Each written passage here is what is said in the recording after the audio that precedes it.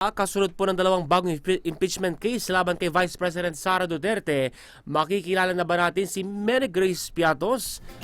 Ang karagdagang detalye sa report ni Jomar Villanueva. Jomar! Handa si Vice President Sara Duterte na pangalanan ang tinaguriang Mary Grace Piatos na isa umano sa mga benepisyaryo ng controversial na confidential funds ng Vice Presidente. Ayon yan kay Attorney Michael Poa na spokesperson ng defense team ni VP Sara. Anya handa ang Vice Presidente na ilahad ang mga detalye ng kanyang confidential funds basta sa tamang forum.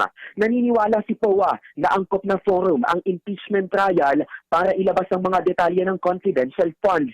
Yun ay kung pugulong ang paglilitis ng Senado laban kay VP Sara. Nanindigan ng defense team ng Vice Presidente na hindi maaaring ilabas na ngayon ang detalye ng confidential funds dahil malalagay sa peligro ang mga ongoing operations nito. Mababatid na kontrobersyal ang confidential funds ni VP Sara dahil ginastos niya ang 125 million pesos na pondo sa loob lang ng 11 days.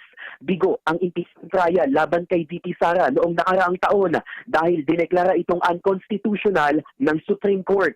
Sa ngayon ay may dalawang bagong impeachment case laban kay VP Sara dahil sa umano'y betrayal of public trust at korupsyon.